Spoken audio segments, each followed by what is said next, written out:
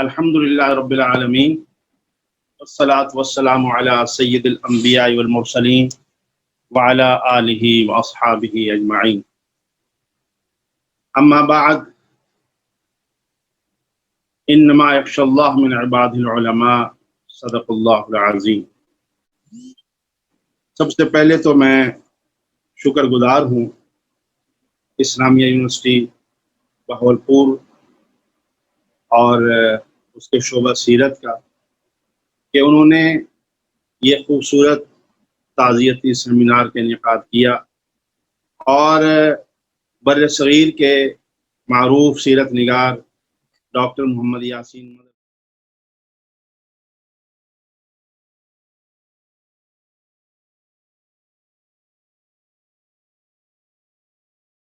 صدیقی یادوں اور ان کی علمی تذکروں کا بندوبست کیا، اہل علم ان کے بارے میں اپنے خیالات کا اظہار کر سکیں اور ان کی علمی یادوں کو تازہ کر سکیں۔ بلا شبہ یہ دنیا ظاہر ہے کہ ایک عارضی دنیا ہے، اور جو شخص یہاں آیا ہے اسے جانا ہے، اور ڈاکٹر یاسین مظہر صدیقی صاحب کا سانحہ ارتحال یہ علمی دنیا کے لیے بہت بڑا سانحہ ہے۔ اور وہ جو کہا جاتا ہے کہ موت العالم موت العالم، کہ ایک عالم کی موت اکیلی تنہا ان کی موت نہیں ہے، بلکہ یہ ایک جہان کی موت ہے، اس لیے کہ ایک جہان ان سے سیراب ہوتا ہے اور ان سے استفادہ کرتا ہے، اور یہ استفادہ صرف اس زمانے تک نہیں بلکہ بعد میں بھی جاری و ساری رہتا ہے۔ ڈاکٹر یاسین مظہر صدیقی صاحب ظاہر ہے کہ ان کا تعلق انڈیا سے، اور ان کی جو اٹھان ہے وہ 3 اداروں میں سے ان کی اٹھان ہے۔ ایک ندوۃ العلماء لکھنؤ، دوسرا جامعہ ملیہ، اور تیسرا علی گڑھ مسلم یونیورسٹی، اور اس کے ساتھ ساتھ لکھنؤ یونیورسٹی سے بھی انہوں نے فضیلت کا امتحان پاس کیا۔ بنیادی طور پر ڈاکٹر یاسین مظہر صدیقی صاحب تاریخ کے آدمی تھے، اور ان کا تقرر علی گڑھ یونیورسٹی میں تاریخ کے لیکچرر کے طور پر ہی ہوا، لیکن آپ جانتے ہیں کہ اس وقت ان کی شناخت وہ ایک سیرت نگار ہے، اور وہ سیرت نگاری کی طرف کیسے آئے یہ بھی بڑی ایک دلچسپ بات ہے۔ ایک تو 1991 میں سید حامد محمود جو وائس چانسلر تھے علی گڑھ مسلم کے، وہ ان کو شعبہ تاریخ سے شعبہ علوم اسلامیہ اسلامک اسٹڈیز میں لے آئے۔ تو جب کبھی ان سے ہم پوچھتے تھے کہ آپ تاریخ سے، کیونکہ ان کا موضوع تاریخ تھا اور ان کی پی ایچ ڈی بھی عہد خلجی پہ تھی، وسط ہند کی جو تاریخ ہے اس پر ان کی اسپیشلائزیشن تھی، لکھتے پڑھتے ابتدان تاریخ میں تھے، لیکن بعد ازاں وہ سیرت النبی علوم اسلامیہ کی طرف آئے۔ تو جب ان سے ہم پوچھتے تھے کہ آپ اس طرف کیسے آ گئے، تو ایک تو بڑا سبب وہ اپنے والد محترم کو گردانتے تھے۔ تو فرماتے تھے کہ جب بھی میں کوئی کتاب لکھتا یا کوئی مقالہ لکھتا تو میں انہیں دکھاتا، وہ بہت خوش ہوتے اور داد دیتے، حوصلہ افزائی کرتے، اور لیکن ساتھ ہی یہ بھی کہتے کہ ہم نے آپ کو بادشاہوں کے قصے لکھنے کے لیے تھوڑا ہی پڑھایا تھا، ہم نے تو اس لیے پڑھایا تھا کہ آپ ہمارے پیغمبر کریم صلی اللہ علیہ وسلم کا تذکرہ کریں۔ چنانچہ فرماتے تھے کہ یہ بات مجھے کلک کر گئی، اور بابا جان کہتے تھے یا بابو کہتے تھے والد محترم کو، کہنے کہ بابو جان کی بات مجھے یہ کلک کر گئی، اور میرا رجحان جو ہے وہ سیرت کی طرف ہو گیا، اور میں پھر سیرت پر لکھنے لگا، اور میری اگلی جو تحقیقات ہیں، کتابیں ہیں، مقالات ہیں، اور وہ سب کے سب سیرت النبی سے متعلق ہو گئے۔ اور دوسرا ان کے استاد سعید احمد، بڑے بڑے اساتذہ کرام سے انہوں نے فیض پایا،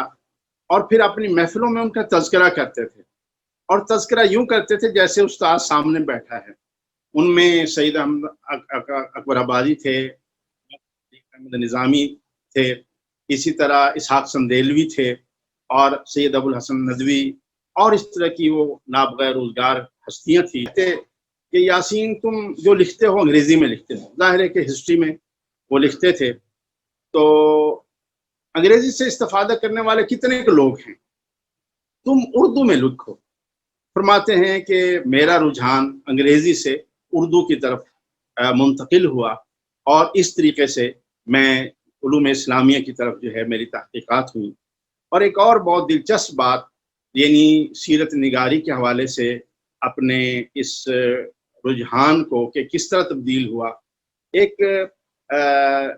ہمارے محترم بھائی ڈاکٹر حافظ سجاد صاحب ابھی خوبصورت یادیں تازہ کر رہے تھے، تو لاہور کی یادوں کا تذکرہ ہوا، تو فرماتے ہیں کہ نقوش کے مدیر محمد طفیل جب انہوں نے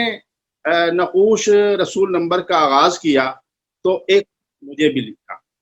ڈاکٹر یاسین مدر صدیقی صاحب فرماتے ہیں کہ خط مجھے لکھا، اور اس میں ایک بات لکھی. وہ خود فرمایا کرتے تھے کہ اگر آپ کا علم اور میرا پاگل پن یعنی میری جنونیت یہ مل جائیں، یہ بہت بڑا کارنامہ سر انجام دے سکتے ہیں.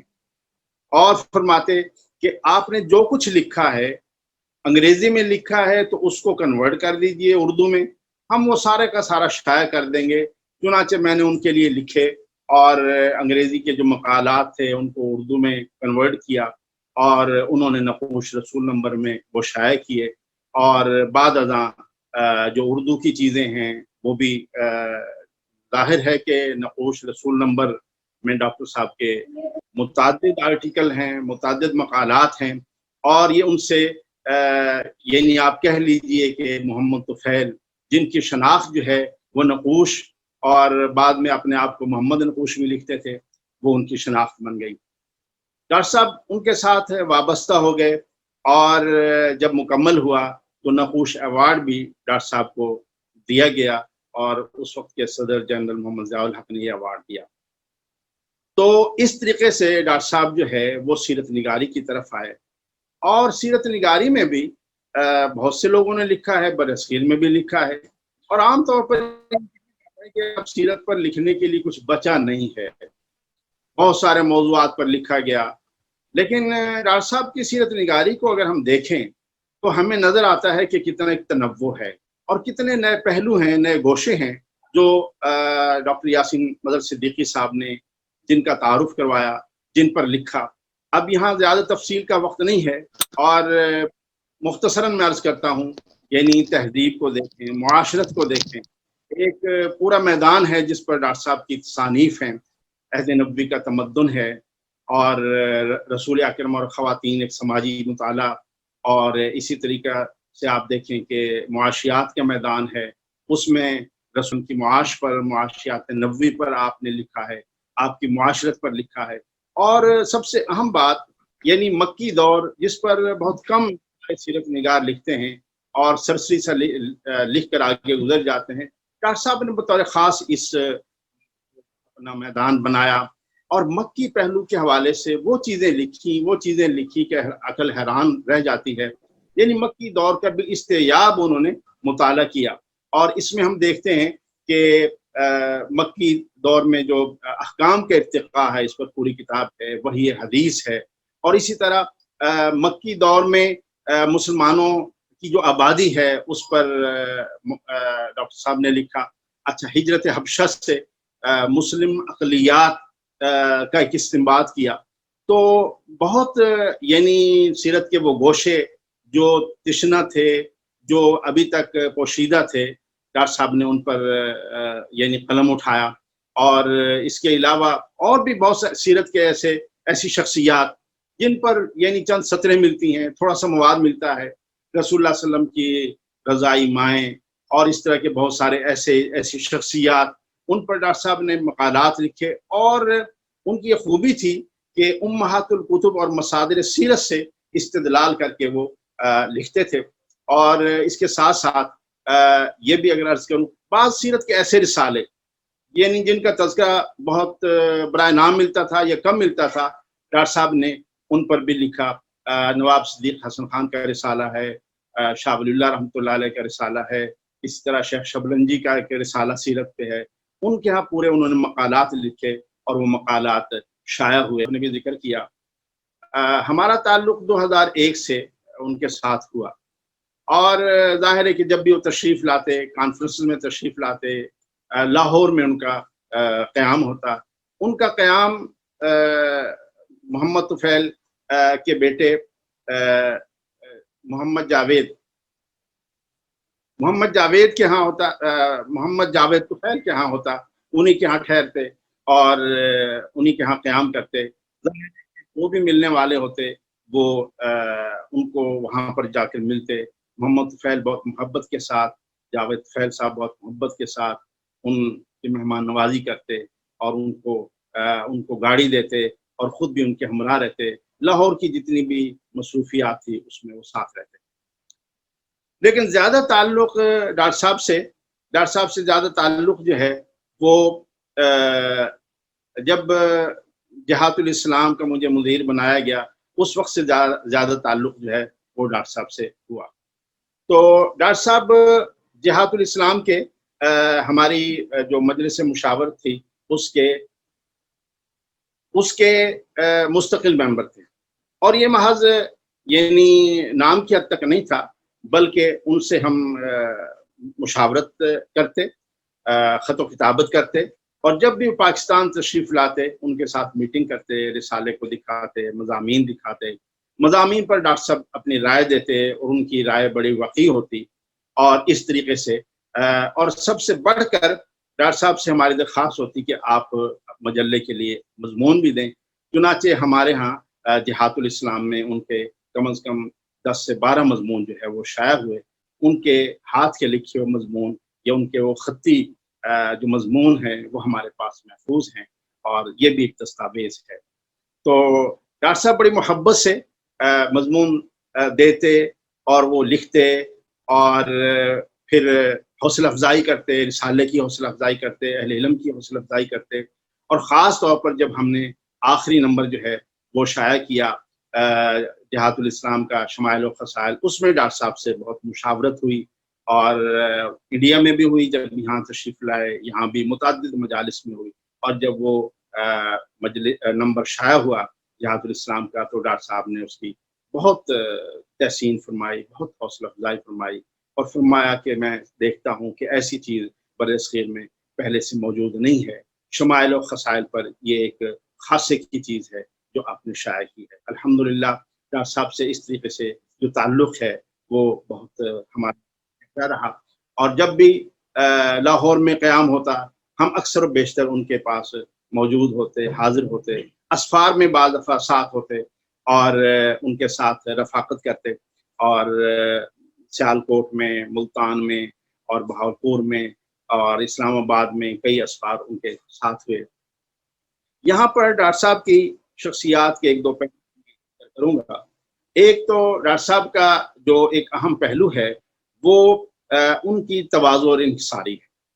بلا شبہ ڈاکٹر صاحب ایک بہت بڑے عالم تھے، اور سیرت کے حوالے سے میں سمجھتا ہوں کہ اردو دنیا میں اس وقت ان کے پائے کا کوئی عالم نہیں ہے، بہت بڑے۔ لیکن جب ڈاکٹر صاحب مجلس میں بیٹھتے، جب علمی سیمینار میں ہوتے، یا جب عام مجالس بھی ہوتے، ڈاکٹر صاحب انتہائی متواضع، اور اس کا نتیجہ یہ تھا کہ کوئی بھی شخص، کوئی بھی طالب علم ان سے سوال کر سکتا تھا، اور ان سے استفسار کر سکتا تھا، ان سے پوچھ سکتا تھا، اور استفادہ کر سکتا تھا، اور کبھی انہوں نے مطلب ہے کہ کبھی اس طرح کی کوئی بات نہیں کی، اور بہت شفقت کے ساتھ رہنمائی کرتے، بلکہ بعض دفعہ طلبہ ایم فل کے پی ایچ ڈی کے موضوعات ڈسکس کرتے، اپنے موضوعات کے لیے وہ ان کے پاس آتے، ڈاکٹر صاحب نئے موضوعات دیتے، اور بہت سارے ایسے لوگ ہمارے ہاں موجود ہیں جنہوں نے ان کے بتائے ہوئے موضوعات پر کام کیا۔ تو ڈاکٹر صاحب کی یہ خرد نوازی تھی جو چھوٹوں سے شفقت کی صورت میں تھی، اور ڈاکٹر صاحب کی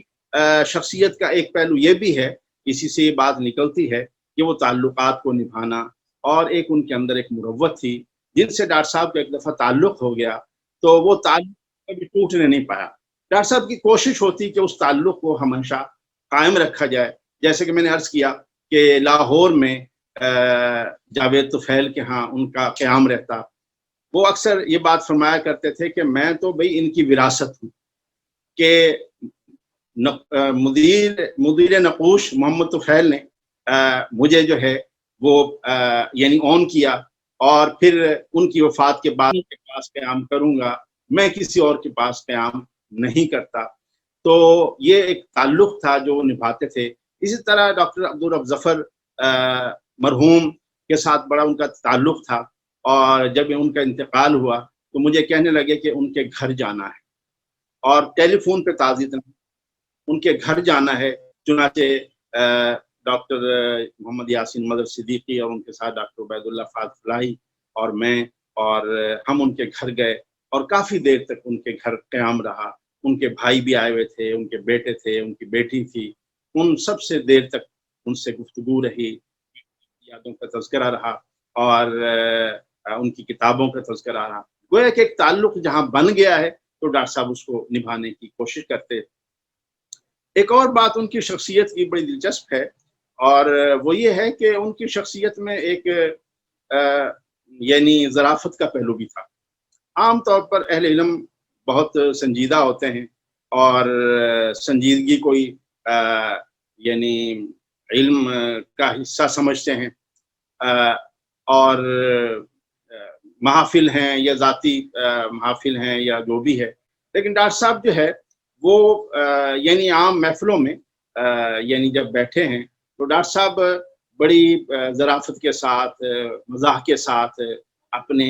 جملوں کے ساتھ، فقروں کے ساتھ محفل کو کشت زعفران بنا دیتے۔ اور بڑی دلچسپ بات ہے کہ پاکستان کے جو ادیب ہیں، خاص طور پر مزاح کے لکھنے والے، ان سے ڈاکٹر صاحب کا بڑا تعلق تھا۔ چنانچہ مشتاق یوسفی صاحب ان کو یاد تھا، ان کے جملے ان کو یاد تھے، بلکہ جب کراچی جاتے ان سے ملاقات کرتے۔ اسی طرح لاہور میں آواز دوست کے مصنف مختار مسعود، وہ بھی علی گڑھ سے ان کا تعلق تھا، ان سے ضرور ملتے۔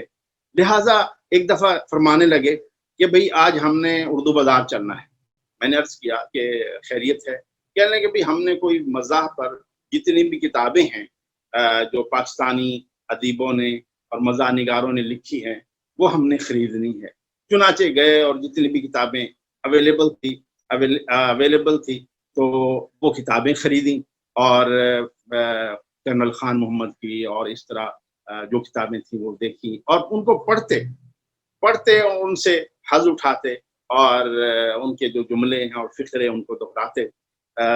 خاص طور پر میں ذکر کروں گا کہ جب آخری بار ڈاکٹر صاحب تشریف لائے،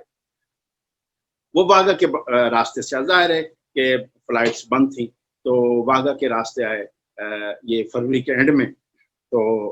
میں اور ایک میرے دوست ان کو لینے پہنچے، تو وہاں پر ڈاکٹر یاسین مدر صدیقی صاحب اور ڈاکٹر عبید اللہ فاض فلاحی صاحب یہ تشریف لائے۔ تو پہلی مرتبہ ایک تبدیلی ہم نے نوٹ کی کہ ڈاکٹر صاحب کے ہاتھ میں عصا تھا، اور بال بھی کچھ یعنی سر کے بال کچھ بڑھا لیے تھے، اور ڈاکٹر عبید اللہ فاض فلاحی صاحب کی ریش مبارک بھی سفید ہو گئی تھی۔ تو میں نے کہا ڈاکٹر صاحب آپ کے ہاتھ میں یہ عصا؟ فرمانے لگے آپ سیدھے نہیں ہوتے، میں آپ پاکستانیوں کو ستیزہ کرنے کے لیے آیا، یہ عصا یوں ہی میرے ہاتھ میں نہیں ہے۔ اور فرمانے لگے کہ ہم گیس و دراز ہیں، اور عبید اللہ فاض فلاحی صاحب کے بارے میں فرمانے لگے بھائی یہ ان کے دل کی جو سیاہی تھی وہ اب ختم ہو گئی، اب صاف شفاف ہو گئے، یعنی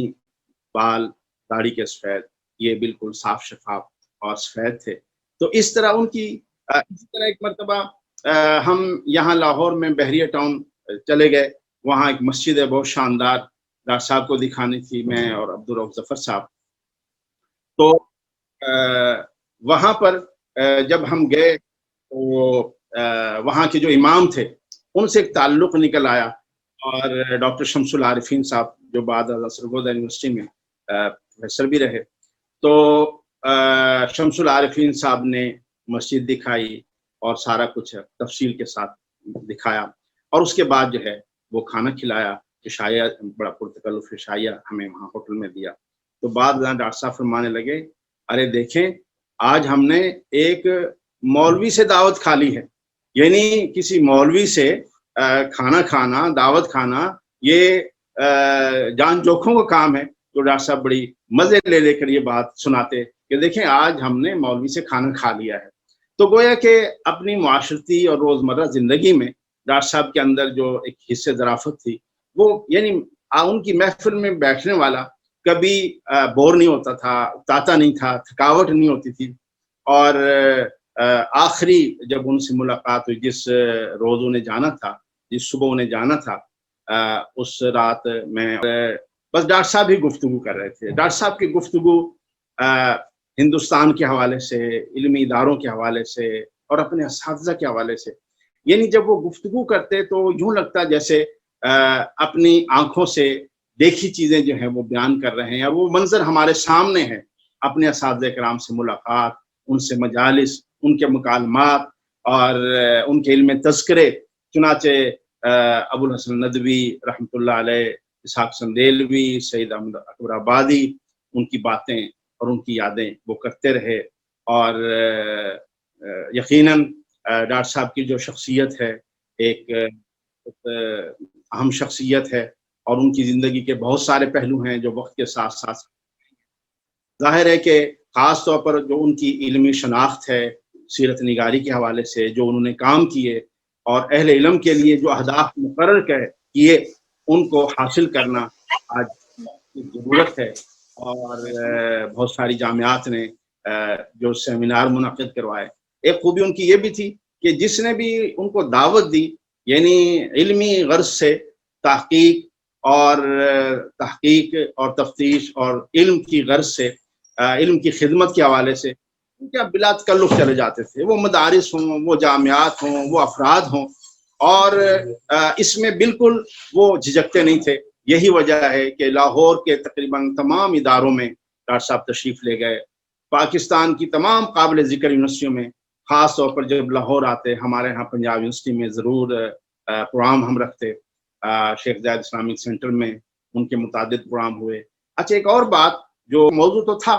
लेकिन ज़ाहिर है कि यहाँ पर एक मौजू पर गुफ्तगू हुई है, और शाम को कोई और मौजू पर उन्हें गुफ्तगू करनी है, या अगले रोज किसी और मौजू पर उन्हें गुफ्तगू करनी है, सेमिनार करना है। तो हमने देखा कभी डॉक्टर साहब ने कोई मुताला नहीं किया, कभी कोई किताब नहीं देखी, कभी कोई मकाला नहीं देखा, लेकिन जब गुफ्तगू उस मौजू पर करते तो यूं महसूस होता था कि उसके तमाम पहलुओं को डॉक्टर साहब ने समेट लिया है। और यूं गुफ्तगू करते कि वो उसकी उम्महातुल कुतुब जो हैं डॉक्टर साहब के, यानी सामने हैं, उन मुसन्निफीन, उनकी आरा का तज्जिया और उनकी आरा का तकाबुल, उनकी तरजीह, उनकी तत्बीक। साहब, आदमी हैरान रहता था कि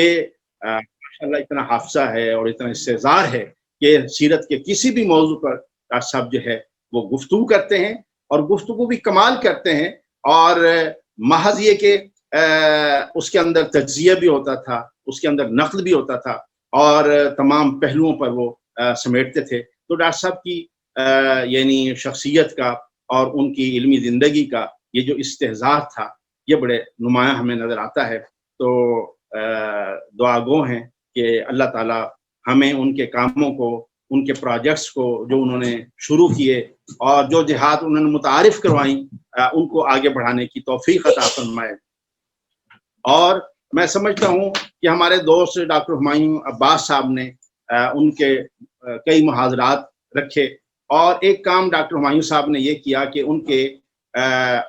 मकालात जो मुख्तलिफ मजल्लात में शाया हुए पाकिस्तान में, हिंदुस्तान में, उनको यकजा किया और उसकी 2 जिल्दें वो ले आए। डॉक्टर साहब इस पर बहुत खुश होते थे, और